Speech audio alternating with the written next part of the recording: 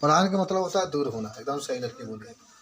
पलायन वेग, पलायन वेग, इसको अंग्रेजी में कहते हैं स्काप वेलोसिटी, स्काप वेलोसिटी। देखो समझो, हम जो भी बात करेंगे गुरुत्वीय क्षेत्र की बात करेंगे। मान लो कि आपके पास कोई वस्तु है और आप उस वस्तु को पृथ्वी से इतना तेज रफ्तार से फेंकें कि वो पृथ्वी के गुरुत्वीय क्षेत्र से बाहर चला जाए और फिर अपने भविष्य में कभी वापस लौट करके ना आए, तो इस न्यूनतम वेग को हम लोग पलायन वेग कहते हैं। इससे भी ई से प्रदर्शित करते हैं। क्यों भी से प्रदर्शित करते हैं? क्योंकि भी का मतलब होता है वेग और ई का मतलब होता है स्काप, स्काप का मतलब होता है पलायन। जंगन आपको याद होगा, आप लोग पढ़े थे कक्षीय वेग। जो उपग्रह होते हैं ग्रह के चारों ओर एक नियत चाल से गति करते रहते हैं और उसी नियत चाल को हम लोग कक्षीय वेग कहते हैं, जिसको भी ओ से प्रदर्शित करते हैं। क्यों ओ से? क्योंकि आर्बिटल होता है, आर्बिटल की हिंदी में कक्षीय कहते हैं, कक्षीय या कक्षक जो भी। लेकिन यहाँ जो बात होगी पलायन वेग की, माने वह न्यूनतम वेग जिससे किसी पिंड को जब हम ऊपर फेंकते हैं और वह पिंड गुरुत्वीय क्षेत्र से बाहर चला जाए। गुरुत्वीय क्षेत्र का मतलब जहाँ तक पृथ्वी किसी वस्तु को अपने तरफ खींचती है, जहाँ से वो खींच लेगी। मान लो कि यहाँ पर गए, मान लो कि 100 किलोमीटर पर आप हैं, खींच ली, तो इसका मतलब वहाँ तक गुरुत्वीय क्षेत्र है। 101 किलोमीटर पर गए, नहीं खींच पाती है, तो गुरुत्वीय क्षेत्र समाप्त हो चुका है। अब वहाँ से वस्तु नीचे नहीं आ सकता, ऊपर रहेगा। तो माने वह न्यूनतम वेग जिससे किसी वस्तु को जब हम पृथ्वी से ऊपर फेंकते हैं और वो पृथ्वी के गुरुत्वीय क्षेत्र से बाहर चला जाता है और पुनः वह वापस लौट करके नीचे नहीं आता है, तो इस न्यूनतम वेग को हम लोग पलायन वेग कहते हैं। हालांकि इसे भी ई से प्रदर्शित करते हैं और इसका मात्रा क्या होता है? मीटर प्रति सेकेंड होता है। लेकिन ज़रा देखो, जब आप कक्षीय वेग का मान बताए थे, याद है कितना होना चाहिए कक्षीय वेग का मान? कितना? 8 किलोमीटर प्रति सेकंड। एकदम सही लड़की बोली, 8 किलोमीटर प्रति सेकेंड। यानी 1 सेकेंड में उसका चाल जो घूम रहा है, कक्षीय चाल 8 किलोमीटर प्रति सेकेंड होना चाहिए। यानी 1 सेकेंड में वह 8 किलोमीटर की दूरी तय करेगा, तभी उसका कक्षीय वेग। अब पलायन वेग का मान कितना होना चाहिए? 11.2 किलोमीटर। हाँ एकदम सही बोली है। देखो जो पढ़ेगा वो बता देगा बाबू।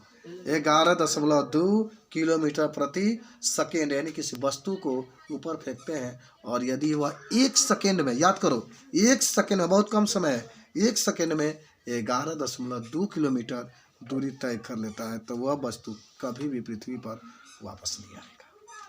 मैंने देखा एक लड़का गया था कुशीनगर पढ़ने के लिए, तो हमसे बात कहा कि सर मैं आपसे एक प्रश्न पूछना चाहता हूँ। हमने कहा कि पूछो।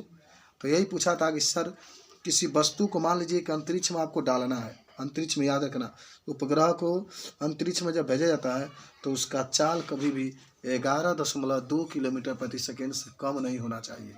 माने 1 सेकेंड में जो रॉकेट चलेगा उसका दूरी 11.2 किलोमीटर से अधिक ही होना चाहिए, कम रहेगा तो जा ही नहीं पाएगा। समझ रहे हो?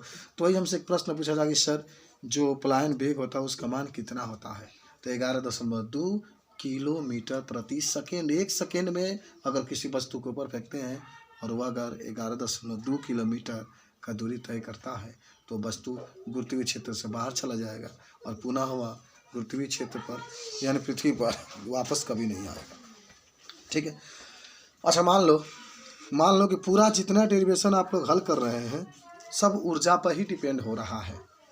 आपको याद होगा संपूर्ण ऊर्जा का सूत्र भी आपने बनाया था और केवल ऊर्जा का कोई सूत्र पूछेगा, याद है? मैंने बताया था कि गुरुत्वीय स्थिति ऊर्जा किससे कहते हैं? जब किसी वस्तु को अनंत से किसी बिंदु तक लेकर आते हैं तो हमें जितना कार्य करना पड़ता है उसी को गुरुत्वीय स्थिति ऊर्जा कहते हैं और हम इसे यू से प्रदर्शित करते हैं और यू बराबर G(m)E स्मॉल m बटा में R(e) स्क्वायर करोगे तो न्यूटन का सार्वत्रिक गुरुत्वाकर्षण नियम हो जाएगा। Capital G capital M(e) small m बटा में अगर R² कर दोगे तो ये न्यूटन का सार्वत्रिक गुरुत्वाकर्षण नियम होगा। हमें तो ऊर्जा की बात चाहिए। तो किसी वस्तु को जब ऊपर हम लोग फेंकते हैं, जब किसी वस्तु को ऊपर फेंकते हैं तो उसका जो गतिज ऊर्जा होता है उसके ऊर्जा के बराबर होता है। और गतिज ऊर्जा के सूत्र तो सबको याद है बाबू, क्या होता है? 1/2 mv²। आपने सिद्ध भी किया है लेसन नंबर 4 में, लेसन नंबर 4 में जब सररेखीय गति में आप पढ़ रहे थे तो आपने गतिज ऊर्जा को सिद्ध भी किया है। लेसन नंबर आप 6 ये तो 8 है ना, हाँ 6 में ही पढ़े थे कार्य ऊर्जा शक्ति, उसमें भी सिद्ध किया है गतिज ऊर्जा के बराबर हाफ mv², उसको भी आप सिद्ध किया है। खैर, तो जब किसी वस्तु को हम लोग ऊपर फेंकेंगे तो उसका जो गतिज ऊर्जा होगा वह गुरुत्वीय स्थितिज ऊर्जा के बराबर होगा और यहीं से हमारा जो वेग होगा वह निकल जाएगा। माने जो वेग होगा उसका मान हम लोग निकाल सकते हैं, लगभग 11.2 किलोमीटर प्रति सेकेंड के रूप में आ जाएगा। ठीक है, तो किसी पिंड को अगर ऊपर 6.37 10 के ऊपर 6 मीटर की ऊंचाई तक भेजने के लिए उसे 7.9 किलोमीटर प्रति सेकेंड के वेग से फेंकना होगा, जबकि अनंत तक ले जाने के लिए उसका चाल 11.2 किलोमीटर पर फेंकना होगा। तो चलिए कुछ बातें जाने की नहीं जाने बताइए कि वह न्यूनतम वेग जिसे किसी वस्तु को हम लोग ऊपर की तरफ क्या करते हैं, फेंकते हैं और वह गुरुत्वीय क्षेत्र के बाहर चला जाता है, पुनः कभी वापस नहीं लौट कर आता है, तो उस न्यूनतम वेग को हम लोग पलायन वेग कहते हैं। इसको भी तो लिख देते हैं, इसको आप नोट कर लीजिए, आप याद कर लीजिएगा, दुनिया में सबसे आगे बढ़िएगा। लिखिए देखिए, वह न्यूनतम वेग बोल के लिख रहे हैं, आप सुन के लिखते रहिएगा। वह न्यूनतम वेग जिससे किसी पिंड को ऊपर फेंकने पर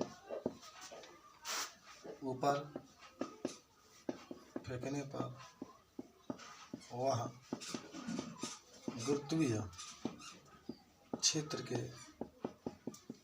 बाहर चला जाता है तथा पुनः वापस लौट कर नहीं आता है, तो इस न्यूनतम वेग को पलायन वेग कहते हैं। इसे भी इससे प्रदर्शित करते हैं। इसका मात्रक मीटर प्रति सेकंड होता है।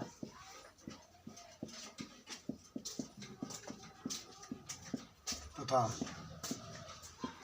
पलायन वेग का मान 11.2 किलोमीटर प्रति सेकंड होता है। बीमा इसका लिख सकते हैं, इसका बीमा क्या होगा, कितना क्या होता है बीमा, LT/-1 होता है। बेक LT/-2 कैसे हो गया, इसका बीमा LT/-1 होता है। कोई भी चाल बेग रहेगा ना, ठंडा वजह से दिमाग में थोड़ा सा खून का रफ्तार धीमा नहीं, जमा नहीं है यार, मरिए जाओगे तुम, जम जाएगा तो धीमा। पलायन वेग का हाँ 2-4 एक और हेडिंग पढ़ के तो छोटी पलायन वेग का। चलिए आइए देखो बाबू, पलायन वेग है तो इसमें क्या होता है, मान लो सब काम माने करके हम लोग चलाते हैं। कल जहाँ बैठे थे तो डिस्कशन हो रही थी, वहाँ पर आगे था नहीं, लेकिन हम लोग मान करके ताप रहे थे। हम लोग सब टीचरें थे, SKIC के PKIC के सारे टीचर वहाँ पर बैठे हुए थे और आगे को हम लोग मान लिए थे। माना कि एक पृथ्वी है, ये पृथ्वी है, मान लो, मानने में क्या दिक्कत है, माना कि वो मेरी है लेकिन मेरी नहीं, वो किसी और का है, तो इसके त्रिज्या क्या हो जाएगा, त्रिज्या आरी हो जाएगा। और इसका द्रव्यमान पृथ्वी का होता है, पृथ्वी का द्रव्यमान ME पहले प्रदर्शित करें। चलिए अब कोई वस्तु होगा तो उसको बिकेंगे जिसका वेग कुछ ना कुछ तो होगा। चलो बिक रहे हो यहाँ से, तो उसका वेग को क्या मान लेते हैं, VE मान लेते हैं। और जो वस्तु है उसका द्रव्यमान को हम लोग यम मान लेते हैं। देखो पृथ्वी के द्रव्यमान को हमेशा कैपिटल E मान लेते, तो थोड़ा सा इसमें बातों को लिखता है कि माना कि सब लोग इसको याद जरूर, हर एक सूत्र में जरूर ये पृथ्वी के बारे में ही पढ़ना है। माना कि पृथ्वी का द्रव्यमान, माना कि पृथ्वी का द्रव्यमान, माना कि पृथ्वी का द्रव्यमान यम ई तथा त्रिज्या आर ई है, तथा त्रिज्या आर ई है। माना कि पृथ्वी का द्रव्यमान यम ई तथा त्रिज्या आर ई तथा पिंड का जिसको ऊपर फेंक रहे हैं, ठीक है ना, द्रव्यमान यम तथा वेग भी ई है। अच्छा, इसको भी ई क्यों माने रहे हैं? क्योंकि हमें भी ई तो ही निकालना है ना, इसका वेलोसिटी निकालना है। माने जो पलायन वेग है इसका मान कितना होगा, तो सब चार्ज डाटा यहाँ पर आपको लिखना होगा हमेशा। जब भी बात होगी पृथ्वी के द्रव्यमान को तो हमें, जब भी बात होगी पृथ्वी की त्रिज्या के तो आरी, जो पिंड होगा जिसको आप ऊपर फेंकेंगे उसका द्रव्यमान की हम मानेंगे। याद हुआ? चलो जल्दी से देखो, देखो जो सुनो ध्यान से, जो गतिज ऊर्जा होगा क्या होगा, माने पिंड का एकदम ध्यान से समझना, पिंड का गतिज ऊर्जा जो होगा वह गुरुत्वीय स्थितिज ऊर्जा के बराबर होगा। भाई पिंड देख करेगा ना, गुरुत्वीय स्थितिज ऊर्जा के बराबर होगा। अच्छा मुझे बताओ सब लोग, गतिज ऊर्जा का सूत्र आपको याद है क्या बाबू? 1/2 m v e का स्क्वायर बराबर गुरुत्वीय स्थितिज ऊर्जा के सूत्र बोलो, G m e small m अपान r। स्क्वायर मत लिखना, इतना होता है कुछ काटा कटेबल किया जाए। चलो m से m काट लो, अब इसको गुणा कर दो बाबू, तो भी ई बराबर यहाँ 2 आ जाएगा, 2GME अपान RE, और भी ई बराबर करनी में 2GME अपान RE। देखो एक सिद्ध हो गया आपके पास, एक आपके पास क्या हो गया, सिद्ध हो गया कि नहीं हो गया बताओ।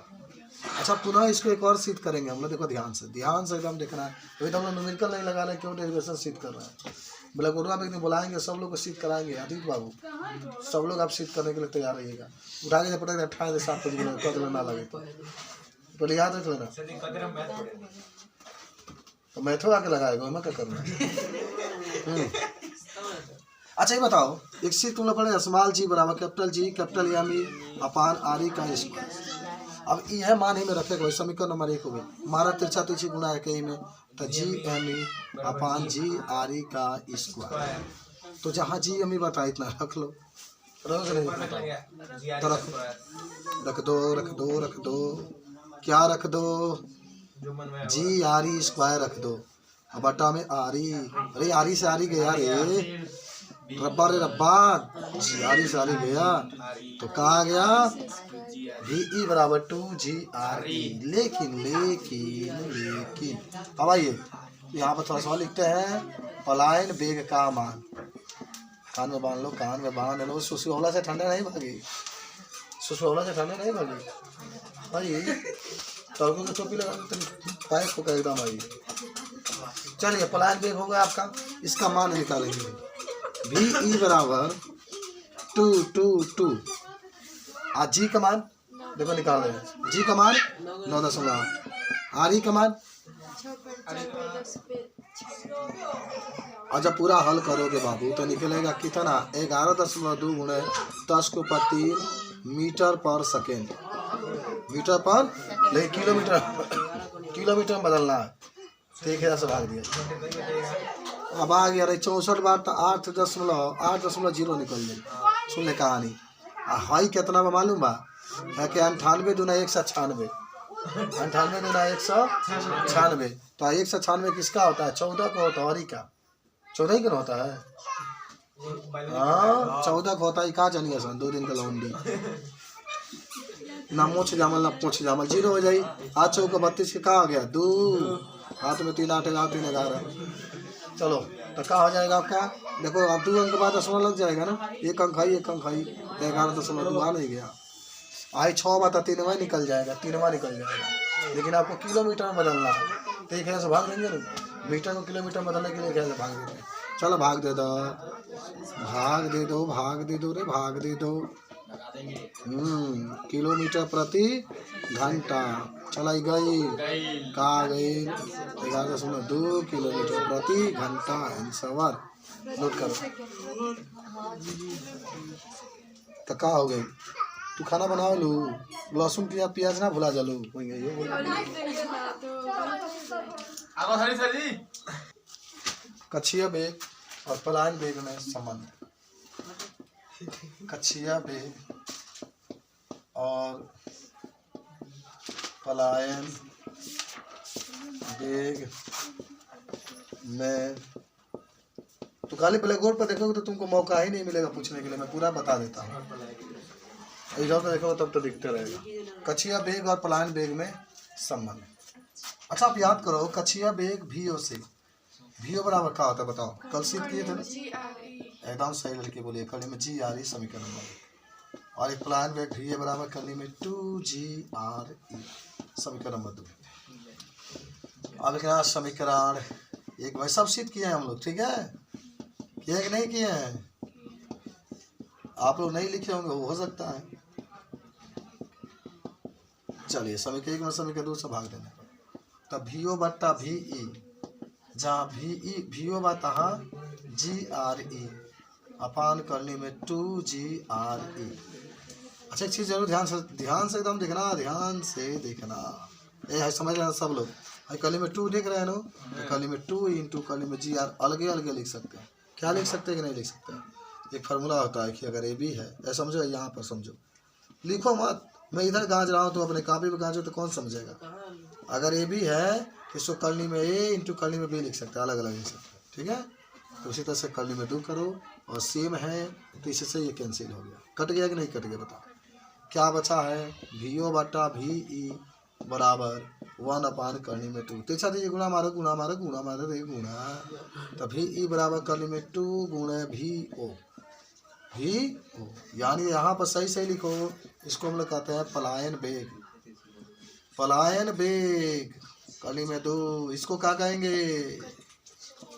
कछिया बेग। तो पलायन बेग बराबर कली में 2 गुणे कछिया बेग। ठीक है, नोट कर लो।